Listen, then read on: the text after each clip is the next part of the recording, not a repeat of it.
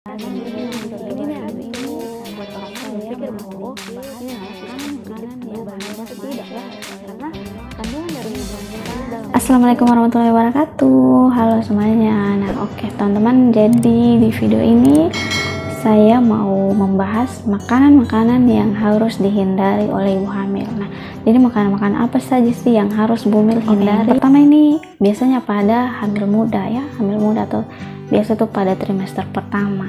Nah, jadi pada orang hamil ini kan asam lambung memang meningkat karena akibat dari hormon kehamilan. Nah, makanya untuk bumil-bumil sebaiknya jangan telat makan. Tapi kan biasa pada hamil-hamil muda, pada trimester pertama itu kan memang lagi susah-susahnya makan kan. Lagi tidak mau makan ini, tidak mau makan itu. Biasanya maunya yang asam-asam, saya biasa kayak mangga muda lah, pala, kan bisa begitu toh. Pada hamil-hamil muda biasanya maunya makan yang asam-asam saja. Nah, ini sebaiknya dihindari ya atau dikurangi. Kenapa? Karena ini bisa memperberat beban lambung, teman-teman. Bisa meningkatkan asam lambung. Nah, akhirnya ibu hamil jadi makin tidak nyaman, makin mual-mual, makin muntah-muntah karena sudah mual-mual karena hormon kehamilan, ditambah lagi dengan peningkatan asam lambung, akhirnya bikin tambah mual-mual, tambah muntah-muntah. Nah, yang kedua itu makanan yang terlalu pedis. Oke, jadi makanan yang terlalu pedis ini juga sebaiknya dihindari karena ini juga bisa membuat iritasi pada lambung, apalagi kalau lagi susah-susah makan tuh, lagi teramakan, terus lambungnya kosong, terus sekalinya dia makan pala dengan rica kan, asam dengan pedis jadi satu masuk. Nah, lambung iritasi deh, jadi bikin ibu hamil malah makin mual, muntah, dan juga bisa sakit perut. Nah, selanjutnya ini adalah makanan mentah ya. Nah, jadi makanan mentah-mentah ini yang ditakutkan itu adanya bakteri atau parasit ya. Nah, contohnya parasit toxoplasma. Nah, parasit toxoplasma ini adalah parasit yang banyak terdapat pada saluran cerna kucing ya. Pada saluran cerna kucing, terus nanti dia keluar dari kotoran kucing. Nah, misalnya kalau kotoran kucing ini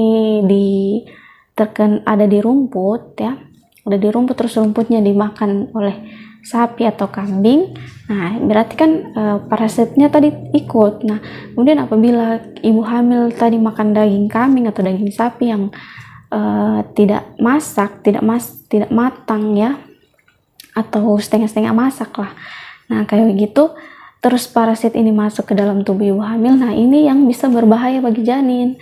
Kenapa? Karena ini bisa membuat keguguran, terus juga bisa terjadi kecacatan pada janin. Misalnya salah satunya itu bisa terjadi hidrosefalus, yaitu bayi dengan lingkar kepala yang besar melebihi dari normalnya ya. Jadi sebaiknya untuk daging sebaiknya memang dimasak sampai betul-betul matang baru dimakan oleh ibu hamil. Nah, terus sayur mentah ini kan juga banyak ya.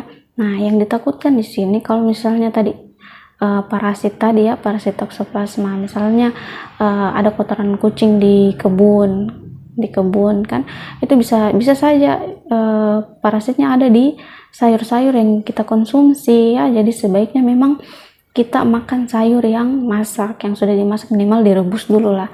Nah, tapi kalau misalnya yakin itu sayur bersih, misalnya sayur yang tanam di pinggir-pinggir rumah saja, kalau yakin bersih, tidak ada kotoran kucing situ, ya minimal dicuci bersih dulu lah ya.